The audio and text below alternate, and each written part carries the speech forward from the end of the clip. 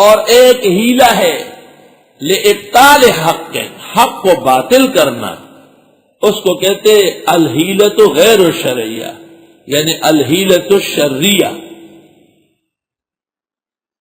بنی اسرائیل نے بھی سنیچر کے دن کے لیے ہیلہ کیا تھا، اللہ کے حقوق کو باطل کرنے کے لیے۔ قُلْنَا لَهُمْ كُونُوا قِرَدَةً خَاسِئِينَ۔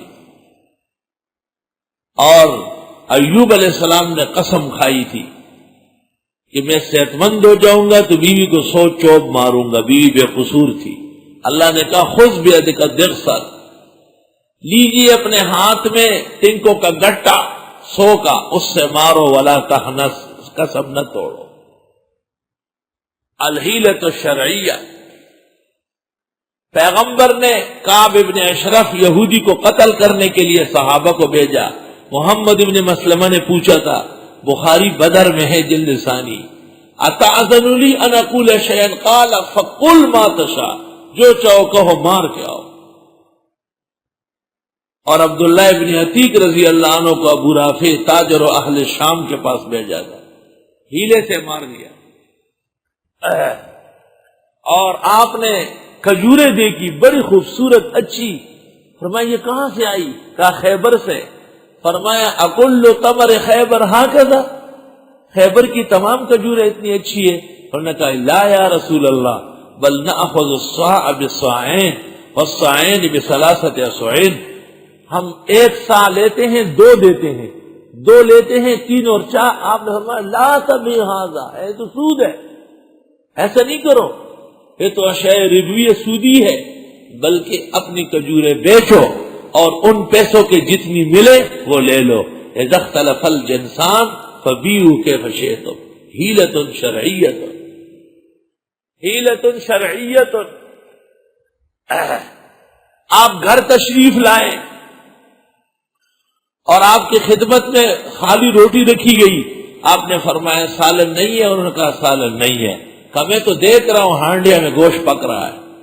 بیویوں نے کہا یہ لحم صدقۃ تصدق علی بریرہ وان اللہ حرم علیک ھذا، یہ صدقے کا گوشت ہے جو ہماری کنیز بریرہ کو دیا گیا، اور آپ تو صدقے کھا نہیں سکتے۔ آپ نے فرمایا لہا صدقہ ولنا ہدیہ انہا قد حلت محلہا، بخاری مسلم ترمذی ساری کتابیں۔ صدقہ جب بریرہ کو دے دیا گیا ہو گیا، اب وہ ہمیں دے، اس کے لیے صدقہ تھا، ہمارے لیے ہدیہ ہے۔ حیلۃ شرعیۃ۔ وعلی ھذا کثیر من جزیات الفقہ والفروع، بے شمار مسائل فقہ کے اس پر متفرع۔ اس لیے بعض بزرگوں کا الانتصار اور النشاط عن حیلۃ الاسقاط، خدا کا شکر ہے کہ ہیلے سے جان چھوٹ گئی، یہ پوری بات نہیں، ناقص بات ہے۔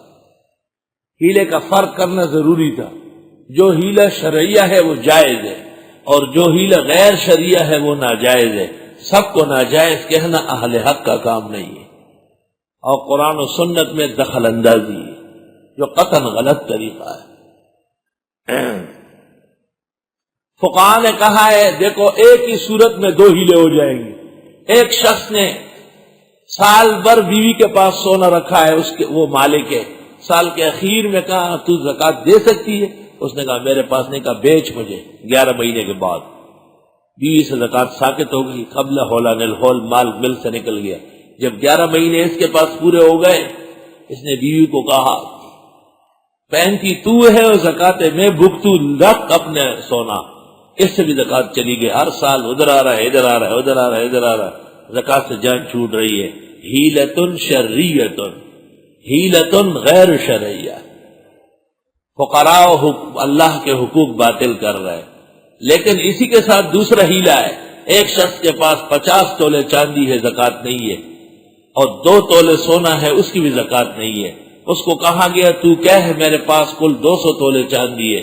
حیلۃ شرعیۃ، اگر فرق کے مراتب نہ کنی زندگی۔ بہت زمانہ ہو گیا، میں دور تفسیر پڑھا رہا تھا، جب یہ جگہ آئی، ایک مولوی صاحب بڑے فاضل تھے، شیخ القرآن مولانا محمد طاہر پنجپیری کے شاگرد تھے، اور بھی کئی جگہ مشائخ سے پڑھے ہوئے تھے۔ میں اس زمانے میں یہاں بہت تفصیل کرتا تھا، ہیلے میں پورا دن لگاتا تھا۔ اس کو ذرا تکلیف ہوئی، وہ اٹھا، قمیض کے نیچے ہاتھ دے رہا تھا بار بار، پھر میں نے دیکھا ایسا چلا گیا بیت الخلاء کی طرف۔ جب وقفہ ہو گیا میں اٹھا، وہاں جا کے دفتر کے سامنے بیٹھ گیا، وہ بھی آ گیا۔ میں نے کہا مولوی صاحب کیا ہو رہا تھا؟ کہ پیٹ میں درد ہو گیا۔ میں نے کہا مسئلہ سن کر درد ہوا یا رات کو چولے اور پکوڑے زیادہ کھائے؟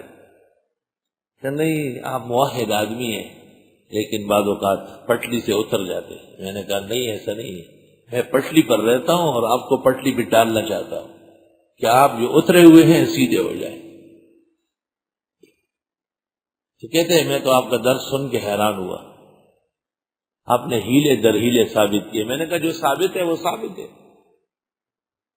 آپ جو ناجائز کہتے ہیں ہر ایک تو یہ صحیح نہیں ہے۔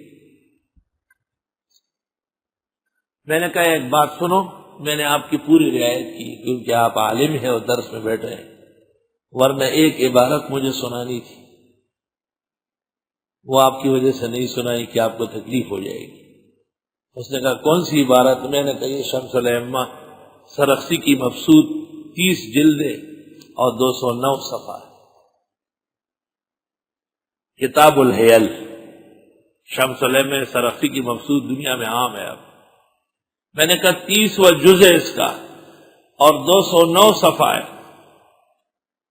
اور علامہ سرخسی فرماتے ہیں فَإِنَّ الْحِيَلَ فِي الْأَحْكَامِ الْمُخَرَّجَةِ عَنِ الْإِمَامِ جَائِزَةٌ عِنْدَ جَمْهُورِ الْعُلَمَاءِ۔ فروعی احکام میں ہیلے جمہور علماء کے نزدیک جائز ہے، اور یہی ابو حنیفہ کا مذہب ہے۔ وَإِنَّمَا كَرِهَ ذَلِكَ بَعْضُ الْمُتَعَسِّفِينَ، بعض ضدیوں نے انکار کیا ہے، لِجَهْلِهِمْ، وہ جاہل بڑے ہیں، وَقِلَّةِ تَأَمُّلِهِمْ فِي الْكِتَابِ وَالسُّنَّةِ، اور وہ قرآن و سنت سمجھتے نہیں۔ تو میں نے کہا 434 ہجری میں جو ہیلے کا انکار کرتا تھا، سرخسی کہتے قرآن و سنت اس کو نہیں آتی، اور 15ویں صدی میں جو انکار کرے اسے شیخ القرآن کہتے ہیں۔ ببی تفاوت را اس کو جا استابہ کو جا، یہ فرق ہو گیا زمانے کے گزرنے کے ساتھ۔ علماء کے دو طبقے ہیں، ایک کو متقدم کہتے ہیں، دوسرے کو متاخر کہتے ہیں۔ شمس الدین ذہبی نے میزان الاعتدال جلد اول صفحہ 4 پر کہا ہے الحد الفاصل بین المتقدم والمتاخر هو رأس 300 سنہ۔ الحد الفاصل بین المتقدم والمتاخر هو رأس 300 سنہ، 300 ہجری کے بعد متاخرین ہے اور 300 ہجری سے پہلے پہلے متقدمین ہے۔ ائمہ حدیث فقہ یہ سب کے سب اس میں آ گئے متقدمین۔